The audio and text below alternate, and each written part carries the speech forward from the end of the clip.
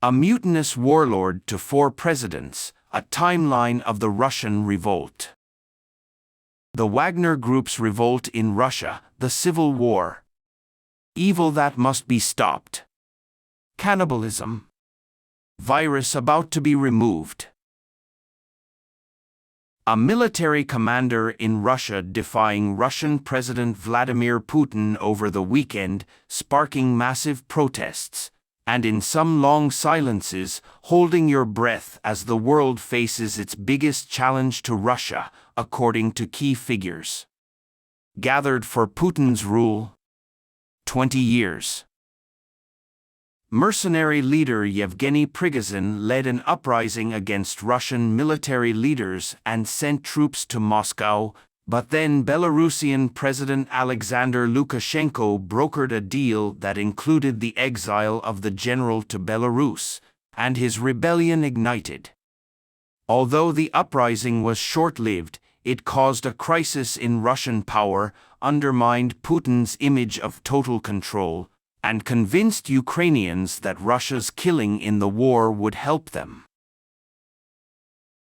Many questions remained unanswered as to how Prigozhin passed 200 miles, 125 kilometers, from Moscow with little resistance.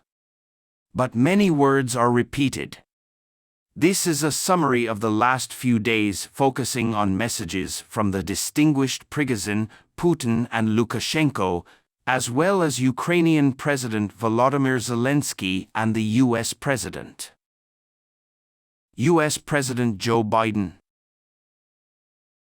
Prigozhin was sworn in at the head of the Russian army for months until his protest escalated on Friday night.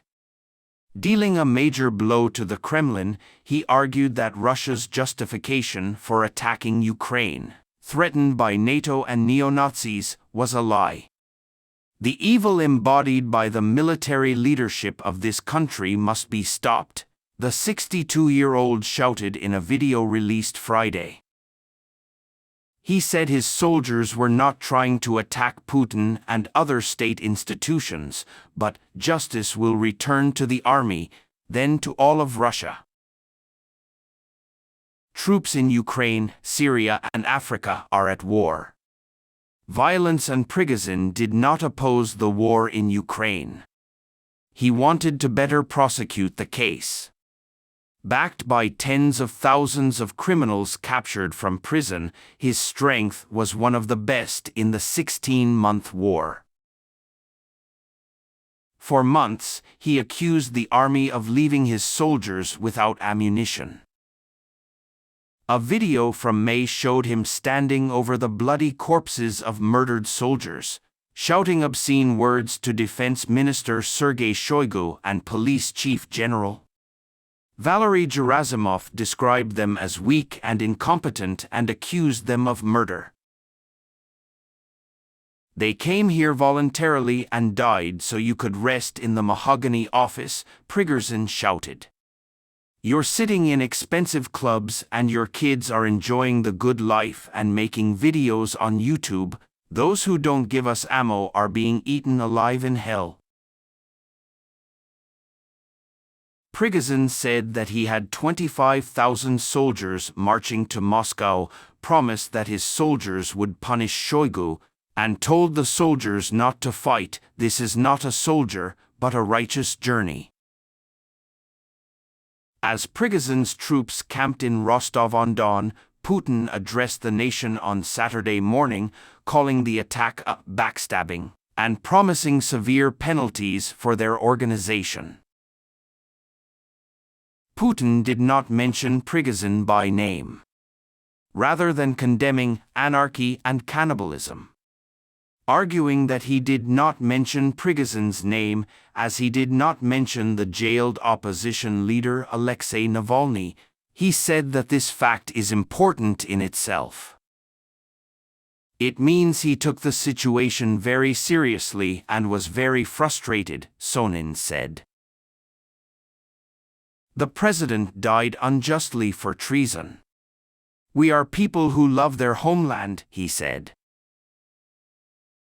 The Russian army strengthened the defense around Moscow, and Lukashenko told Prigozhin that he would be crushed like a worm. Then he remembered. During the night, Lukashenko's forces shot down Russian helicopters and military communications planes, killing about 12 pilots, breaking the deal that promised Prigozhin immunity from prosecution. This was a remarkable result, as many other Russians were imprisoned for petty anti-war activities. Zelensky said that Moscow suffers from spreading power and that Kiev is protecting Europe from the spread of Russian violence and violence. Prigozhin ended Saturday with the crowd cheering for him and the Wagnerian soldiers before they began to flee. The world welcomed the news of Prigozhin's whereabouts and fate on Sunday after a dramatic day. Life in Moscow has returned to normal. People filled restaurants with little anti-terrorism signs on them and announced the day before to restrict movement and tighten security. The state-controlled television host saw the deal to end the crisis as a sign of Putin's wisdom, and showed footage of Wagner's military withdrawal. Prigozhin was completely silent. In a letter to the Associated Press's press office, the response was, he welcomed everyone and answered questions when they got together. There are many questions, including whether Prigozhin will bring Wagner more fighters to Belarus and go on his own. The White House meanwhile said that Biden met with Zelensky and reaffirmed the unwavering support of the United States. Zelensky said he told Biden that Russia had called off the attack. It shows the weakness of the Putin regime. Day 4, Prigozhin, Putin, and Biden speak. After a day of silence, Prigozhin delivered an 11-minute speech Monday in which he refused to attack the Russian state, saying his action was in response to Russia. Deadly attack. We started marching because of injustice, but they miscalculated, he said, hoping the rebellion would succeed in dividing and weakening Russia. He described the enemy as neo-Nazis in Kiev, their Westerners and traitors to other countries. Meanwhile, Russian Foreign Minister Sergei Lavrov said that the special agency is investigating the involvement of Western intelligence programs in the incident. President Biden said of Putin, "This man cannot live in God's eyes," during a visit to Warsaw early in the war. Be careful.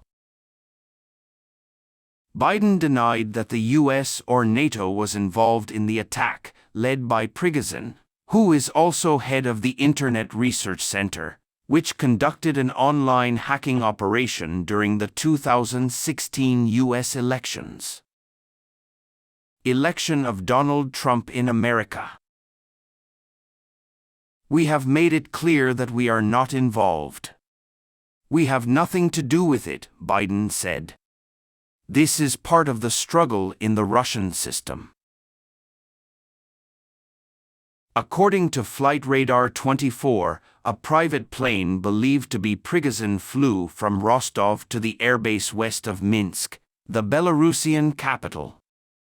Belarusian President Lukashenko confirmed Prigozhin's arrival in Belarus, saying that the army and some soldiers were welcomed to stay temporarily at its own expense. Moscow, meanwhile, says Wagner's forces fighting in Ukraine are planning to supply Russian soldiers with heavy weapons. Russian police also said that they ended the violence. There will be no pursuit of resistance and no resistance movement against Prigozhin or his followers. Still, Putin appears to have paved the way for improper payments by Prigozhin's associates, or at least having a negative effect on him. Putin also tried to maintain stability and administration.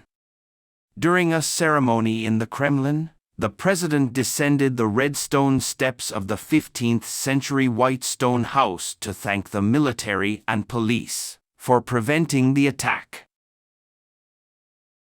Lukashenko, who ruled Belarus with an iron fist for 29 years with the subsidy and support of Russia, made it clear that he saw these events as a threat to his country, which had become a great figure in Russia.